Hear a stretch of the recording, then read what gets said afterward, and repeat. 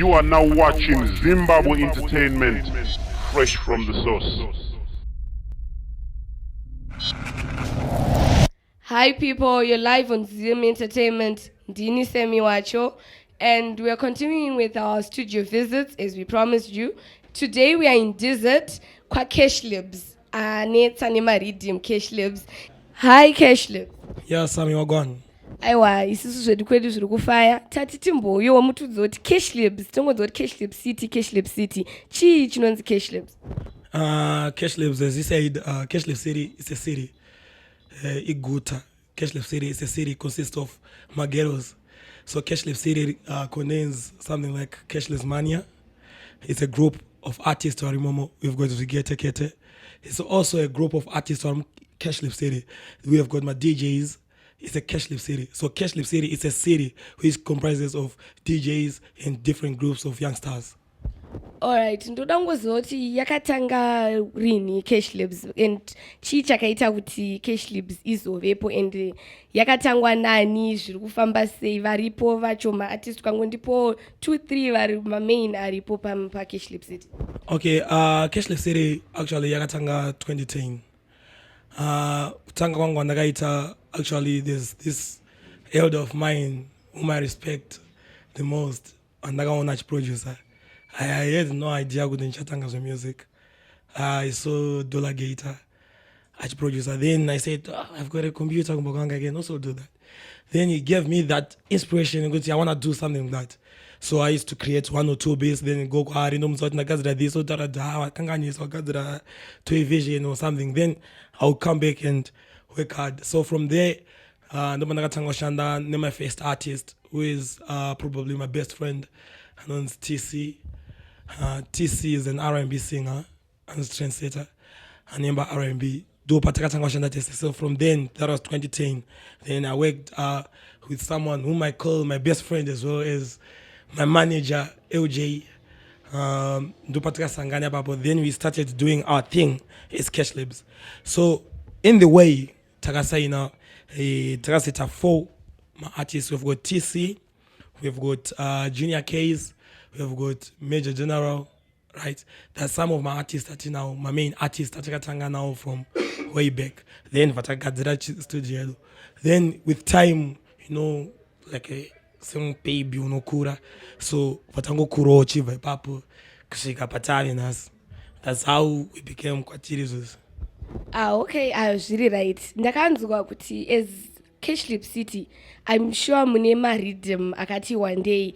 Unokwanisa kundizopa ma-rhythms ako aunoti ma-hit rhythms neaka ma-rhythms ane ma-hits akawanda kana kuti angoriwo nema-hits uchindipo nema-artist acho nema-songs acho auchiri kuremember. Okay, actually my first rhythm that I would say it was a hit. It was the first rhythm that I did in 2000 and is it live in Pandakatanga Wanagaiseka. Do you remember the rhythm was called Peps?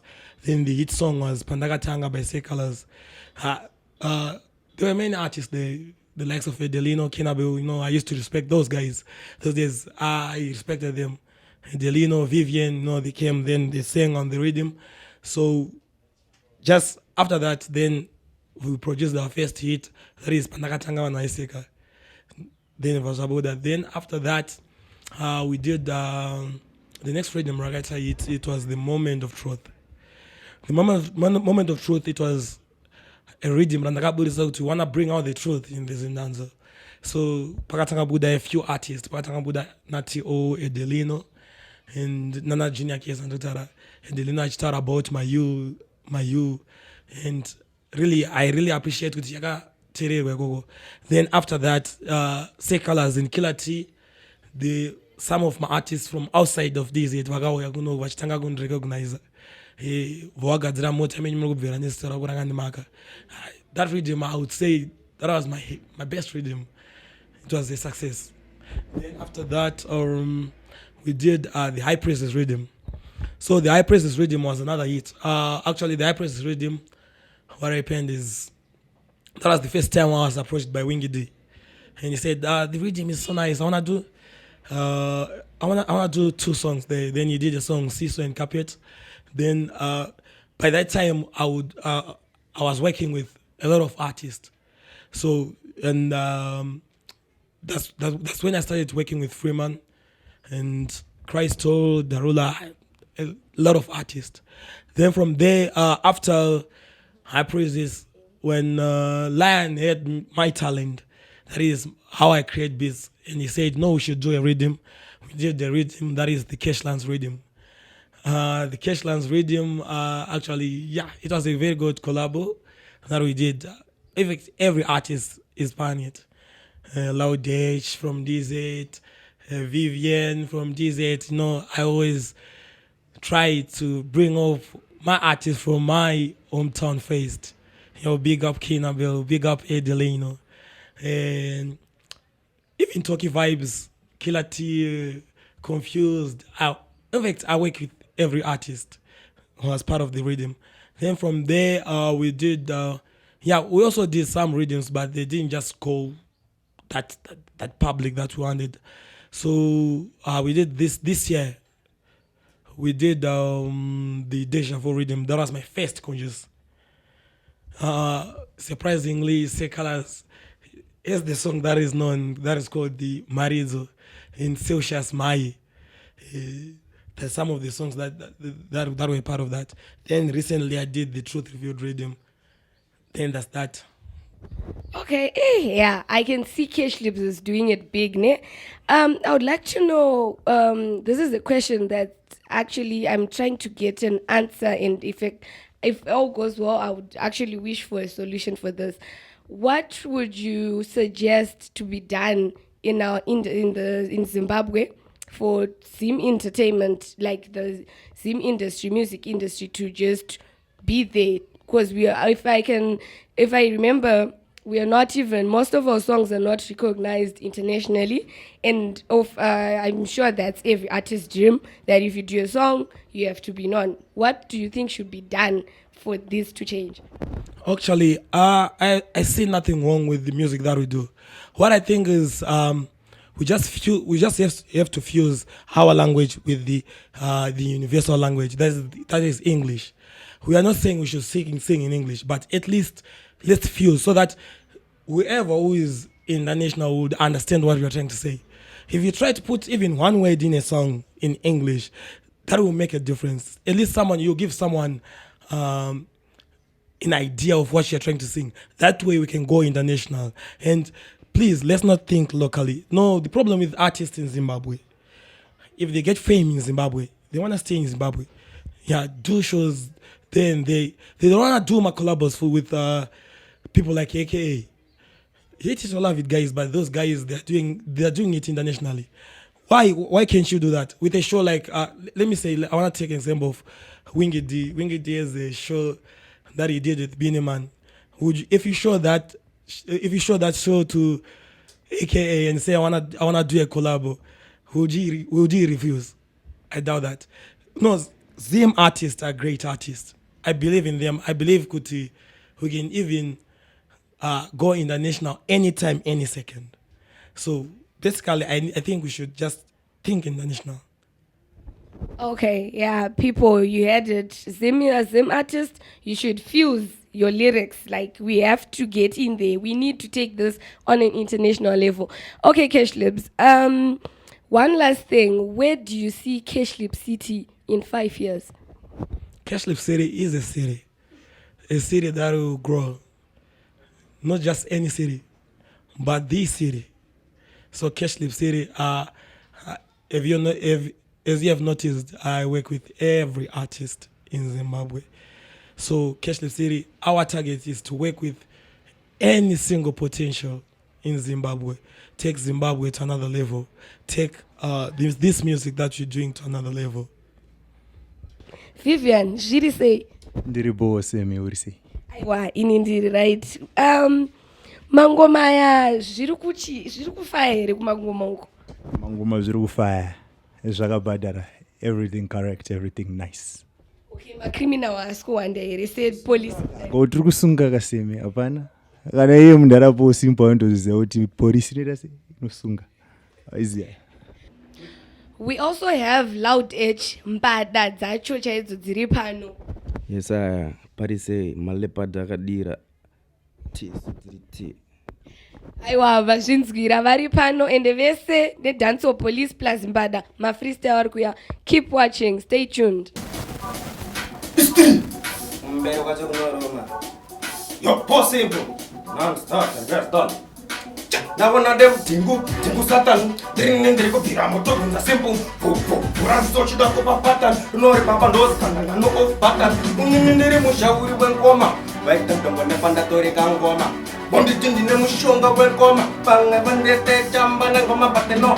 Kenge mushauri wengoma. Vaita ndombo nepandatori kangoma. Bondite ndine mushonga wengoma. Pange bonditi chamba nengoma pateno. Ndinobosunga zidanda ndoiza kuseri kwedheni ndobomediteta mogo inoita ndinyatsokonzentreta ndinochimona ndinatola geta saka everest pacific kings gate chero yandafunga ini bamaglat Dapaitire mscope mbada bring down to top vari kupaparika vodot stop aparova neshop chikanangoma hobo chop chop vaudze kote basop dapaitire chibhinya simbo paridemomba gwina non-stop tagaston. It's 3. Alright there, I know the dance police arrest them. Okay? Vatakatanga kuti HKD vaitova vana aitova magrade 3 vamwe vaishaya kuti chii vaitogaya kuti tinorohwa nemusi zvino voti tucha kuda kumisa HK blood. I know say Viviun back to back with one Usazomasize pattern represent Sim Entertainment. Oh simple mad. Tichiri kuno kuZimbabwe kuDZ kwaCashlibs. Pano tina vanonzi danso police. Aiwa ava ndo vanoziva yese inenge ichitika security chichi dzemudanso. Aiwa mukangoita mafanizi kusungwa straight. Asi nini danso makadiko danso police. Tiripo zvedu makadiko semi. Aiwa isi tinofara tinika kufara nika confusion tati mutudzo imimi sepolisi vakuru vedzvimbo mutudzo chii chiri kumboitika yatiri kungonzwa anzi mabhosi mangwana kwaane mapresident HKD zviri kumbofamba sei? Okay. First and foremost, I would like to say welcome to HKD, welcome to Danger Zone. Kana masvika kakuDZ matosvika kuDanger Zone. Just to shed light ku confusion aminayo. The thing about HKD is pane vanonzi vana vapanduki kana vakambonzwa that saying kana kuti if you feed someone anogona kungokutenera, you know. I think everyone else knows what's going on. Ampurisa we don't know, that's why tatitouye kuno kwamuri vakuru. Zvino manjeka saka zvavo zvaratidza kuti hamusi maDanger Zone akatendeka. Alright, let me shed light pane zviri kuitika. Alright, what's happening? Let me just take you back from when Danger Zone started. And vanhu vakawanda havatozivi kuti Danger Zone chi. So let's start from the beginning up to where we are right now. Danger Zone is a nickname yakangopiwa ghetto rineri Dzivarasekwa. So if you come to DZ, or you Danger Zone. But musically now, it is a different setting. Setting yakuti there is Freeman, there is Viviun, and ndo ma-artists ekoko we have Vana Darula who came in, so it's a movement that we started musically. DZ Danger Zone iriko is the nickname of the ghetto, but musically there is a movement again. Ndo ine ma-artists amunoziva. So as you all know, kuti Freeman are the boss, you know, so me big up. Say, bigger still, for representing nekuda kwekuti music yake ukatarisisa ku Danger Zone kuno ndo yakatanga kunyanya ku accept kwa nevanhu we all followed suit to that so bigger so pane vakazouyawo musetting, we took mamwe artists, it grew. Danger Zone grew from a setting vanhu vekuDZ chete ma-artists ekuDZ. Okay, pane vamuri kuti ma-artist akazoya mungangotipo kuti tivaziye sezvo isitatoti tikuda kutonazonzwisisa toziva zviri kuitika. Okay, pakatanga there was Freeman, Viviun, then came in Anna Pringo Spice, Magical, from Highfield, Highfield is the Tisuma Kings, then Christo, he came in as well from Bindura, you see how kukura kwanga kuri kuita danger zone, it was now going kunze kwesoko. Then came in Nigeria vakutidetsa mazuva I did. Ndikubate ifuchamburisa ana Jerry vamati vanetsa vanhu nekuti tinoda kunazonzwisa cause munhu kana ati president nekuti pana boss tinoenda kuda kunzwisa kuti ari kuedza president tese tagara tozoti anenge ari mumbi pane mabosi. Da kungoti mungotidza kuti Jerry B uyu wamuri kuti president vanetsa sei president? Handingati vandiri kuti president vari kuzviti president because if you look at it, Freeman kuti boss, it was a title that he was given by the fans and us all. But now you look at Jerry B, akangorota wari president zvake, and then vangumuka kuzviti I'm the president, self-proclaimed, you see. So you see the difference between, you see, yeah. Okay, office. Ndoda kunazonzwisisa. Imi muri kuramba president havana ika? Asi HKD ndanzwa kuti HKD kubva paDZ yakura kuenda kuna naHaifiridzi ikaenda kwese kuna kwanzvimbo dzakawanda dzabatanidzwa. Asi HKD haina president. Zvino Jerry B ati zviite gaga president vauye cause aiwa president tinovada ava ndibosi vabosi ava kumamanager nemabosi but president anodiwa kakutungamira nzvimbo. Saka imi mamba kana makuvaramba zvumbo zvofamba sei apa? Okay, rega ndikupindure neshona yakazara. Muyi angazouye kuzotonga mumusha mevanhu. You see. Nekuda kwekuti we brought him in.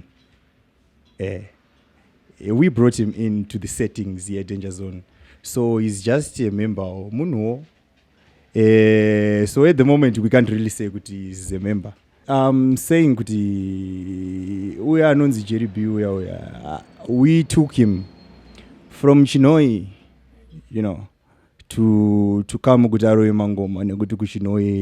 He wasn't getting that much airplay, that much exposure. So unga kata kutora kaisusu kuva kuChinoi uko uya kakuharare kunoko zviti iwewe ndiwo wakutotonga munhu wese akana ndiwe semi. Aiwa tatati taona unge angati aitoka kamovement zvichikurawo auyawo neidea akati pana bosi kare oitawo president. Zvisinei regai timbonzwe kune maproducer edu Mr. Cashlibs. Nyaya HKD kwamuriwo zviri muri kuinzwisisawo sei motitsanangurira kuti zviri kufamba sei kunyanya panyaya bosa napresident. Zvakashata here kuti kuite president kuHKD? Hakuna shata, but it depends nokuti who are you to call yourself a president? You've been in the industry for less than 3 weeks and you want to call yourself a president, really? It doesn't make sense to me. I don't know much about Danger Zone because I stay in Danger Zone, but I'm not part of the Danger Zone movement. But I don't think it makes sense for Jerry B to claim the presidency. Okay. Muri kuzvinzwira Zim Entertainment hanzi hazvisi kumeka sense, zvaramba kumeka sense, hazvina kana kataste izvi zvaJerry B.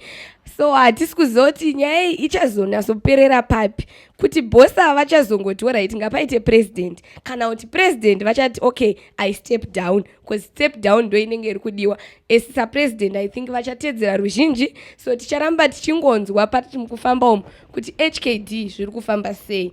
Isusu semapurisa ekuHKD kana kuti Danzo Police tiri kuti hakuna president kuno. Mazvinzwa here mburi yeZimbabwe nevese vari kuteerera.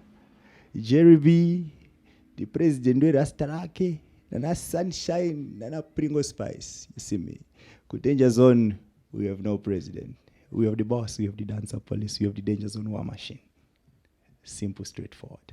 Very good Sungai. Hey, nyaya yacho tatafungoti iri very simple, but aiwa mukomapo simple haizi simple, nyaya yakaoma. Anyway, mazvinzwira weduwe kuno hanzi nemapurisa president avako. Mubvunzo wasara kuno ndewekuti president vakavhoterwa nani. Aiwa musatya vanhu veZim Entertainment, tichibva pano takananga sunshine kwacho kwazvakarehwa kunzi kusunshine tinzwe kuti vari kuti chii akavhoterwa nani president uyu cause kunokwanzi kune maresidents hakuna mapresident. Aiwa, stay tuned. Ndini Semi wacho. Yeah, right now tiri kumbofamba imo mudesert macho munharaunda ine nyaya yaHKD boss naHKD president. Tati tinzwe notikaramba tichitenderera pane vagara vachitaura nawo zvinonetsa. Tati tinzwe kune ivo vacho veruzhinji kuti vari kuda here kunzi tite president patwe anonzi president kuHKD. Regai tinzwe kuna mukoma wangu vanhu vari pano. Mukoma muri sei? Ndiri good.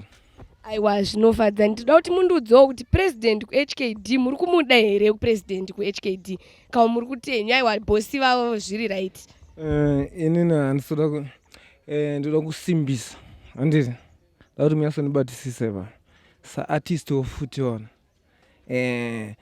ndine chingochema ne-one love handiti daita ngotiraya kuti tibatane tiite chino one ona tingoshandidzana ona zvingori good because it's a mission not a competition music handiti saka ndingochema ne-one love ona.